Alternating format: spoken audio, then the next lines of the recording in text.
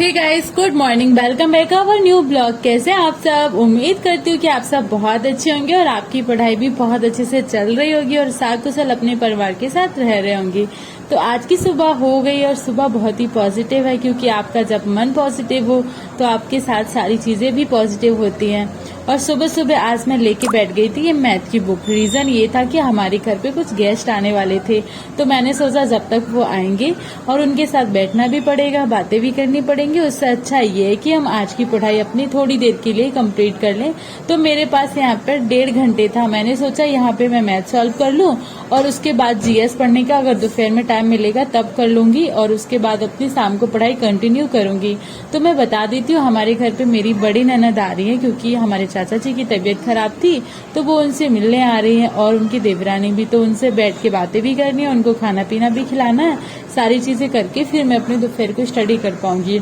और यही रीजन था कि मुझे आज सुबह से अपना वीडियो शूट करने का भी टाइम नहीं मिला और ना ही मैंने किचन का कोई भी वीडियो शूट किया। काफी खाना बनाना था, जैसे सब्जी, रोटी, दाल, चावल और 2 सब्जी भी बनाई थी। तो राजमा की सब्जी और दाल चावल, और यहाँ पे कुंदरू बोलते हैं, कई जगह गुजरात में गिलोड़ा बोलते हैं, उसकी सब्जी बना के मैंने रख दी थी और उनको खिला भी दी थी।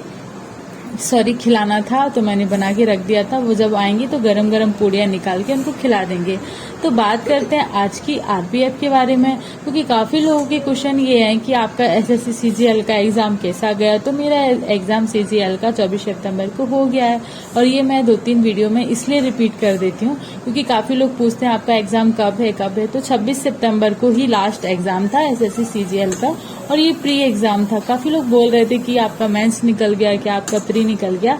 तो अभी कुछ पता नहीं कि मेरा प्री निकला कि नहीं निकला। वैसे मैंने 79 या 80 समथिंग क्वेश्चन अटेम्प्ट करे हैं, क्योंकि मैथ में मेरा बहुत अच्छा स्कोर नहीं हो पाया था, इसीलिए मैं आज पूरा फोकस अपना मैथ पे दे रही हूँ। और मुझे पता है कि मुझे आरपीएफ की तैयारी करनी है, तो उसके लिए भी मुझे मैथ पे बहुत ज्यादा फोकस देना होगा। इसलिए मैं आज सुबह से ही मैथ लेके बैठ गई थी। और इसके बाद मेरे बीच में ननद भी आई, तो उनको खाना पीना खिलाया और वो 2 घंटे तक बैठी, बातें करी, फिर वो वापस चली गई।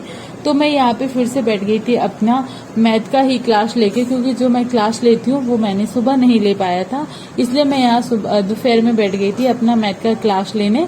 और क्लास लेने के बाद जब दोपहर में टाइम मिलेगा तब मैं अपना जीएस कंप्लीट करूंगी। और काफी लोग बोल रहे थे, काफी लोग क्या, कल दो या 3 कमेंट सेम कमेंट आए थे कि आपने शादी ही क्यों करी जब आपको पढ़ाई करनी थी। तो भाई मैं आपको बता दूं, या मेरी बहन, मतलब जो भी हैं आप, क्योंकि उसमें नाम समझ में नहीं आया था और क्योंकि आपके हाथ में नहीं होता आपकी शादी, क्योंकि हमारी मैरिज अरेंज मैरिज है। तो जब हमारी शादी हुई तो फैमिली का सबका था कि हाँ शादी करनी है, तो उस टाइम शादी हो गई। 2016 में ही मेरी शादी हो गई थी, आज से 8 साल पहले। और उसके बाद फिर मैंने प्रिपरेशन करी, मैंने एसएससी सीजीएल और एमटीएस और जीडी सारे एग्जाम दिए। 2 या 3 बार मैंने, मतलब एक बार सारे एग्जाम दिए। जीडी का भी दिया, एमटीएस का भी दिया और इसका भी दिया था। सीजीएल का तब नहीं दिया था मेरा, हाँ, क्योंकि मेरी उस टाइम ग्रेजुएशन कंप्लीट नहीं हुई थी। पर मेरी ग्रेजुएशन कंप्लीट होने के बाद मैंने 2020 में या 22 में शायद, मुझे मतलब क्योंकि कंफर्म इसलिए याद नहीं, क्योंकि मैंने मतलब एसएससी से रिलेटेड 3 से 4 एग्जाम दिए और मुझे अभी कंफर्म याद भी नहीं है किस किस के दिए। और उसके बाद फिर उनका कोई स्कोर नहीं था कुछ, क्योंकि पढ़ाई भी नहीं हुई थी। और उसके बाद मेरा बेबी हो गया, तो वो भी मतलब जब आपकी शादी को इतना टाइम हो जाए तो सभी लोगों का प्रेशर भी रहता है। अगर आपके बच्चे नहीं है तो लोगों को ये लगता है कि हो नहीं रहे हैं या हो नहीं रहे, मतलब जो भी है, तो वो सब भी जरूरी होता है। तो फिर मेरा बेबी भी हो गया और उसके बाद मुझे अभी जाके रियलाइज हुआ कि मैं अभी भी पढ़ाई कर सकती हूँ, क्योंकि मेरा कहीं ना कहीं एक गोल है स्टार्टिंग से कि मुझे मतलब अपनी स्टडी करनी है, शादी हो या कुछ भी हो। तो ये चीजें सारी हमेशा रिलेटेड नहीं होती है और कभी भी आप ये दबाव कोई भी डाल सकते कि आप मत पढ़ो, लेकिन ये यहाँ पे दबाव कोई भी नहीं डालेगा कि आप पढ़ लिख के कुछ कर लो, आप अपनी लाइफ में कुछ चीजें करो, ये आपको कोई भी नहीं कहेगा। तो यहाँ पर भी मैं यही देखती हूँ कि आप अगर अच्छा कुछ कर रहे हो तो वहाँ पे बहुत सारे लोग नेगेटिव बोलने आ जाते हैं, लेकिन कोई भी एक ही बंदा ऐसा होगा जो आपको आके सपोर्ट करेगा और ये कहेगा कि बहन आप बहुत अच्छे से कर सकती हो, आप भी कर सकते हो। क्योंकि हर एक का सिचुएशन, हर एक की आदतें, हर एक का मन और हर एक का मतलब पढ़ने का तरीका अलग अलग है। तो मेरा है, मैं कर पाऊंगी क्योंकि मैं सारी चीज़ें घर के काम वाम सारे मैनेज करके मैं पढ़ सकती हूँ।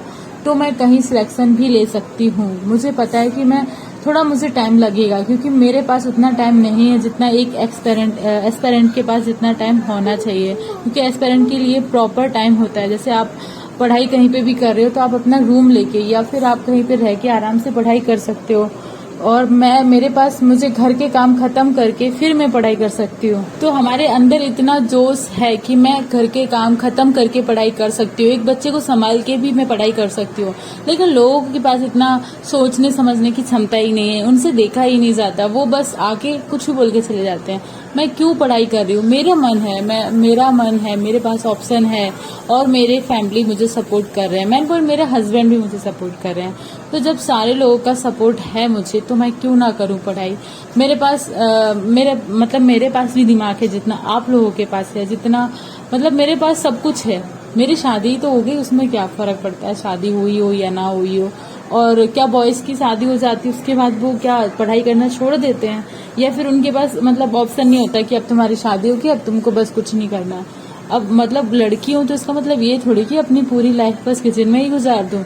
मेरे पास भी सपने हैं देखने को, मेरे पास भी है कि मैं घर के बाहर निकलूं और घर के काम के अलावा और भी काम करूं। तो मेरे अंदर जुनून है, इसलिए मैं कर रही हूँ। पर कुछ लोगों की आदत होती है मिर्ची लगाना, आए और मिर्ची लगा के चले गए। पता तो होता नहीं है क्योंकि उनके पास खुद के पास कुछ ऑप्शन नहीं है, उनके पास खुद ही कुछ नहीं है, तो मुझे आगे तो बोलेंगे।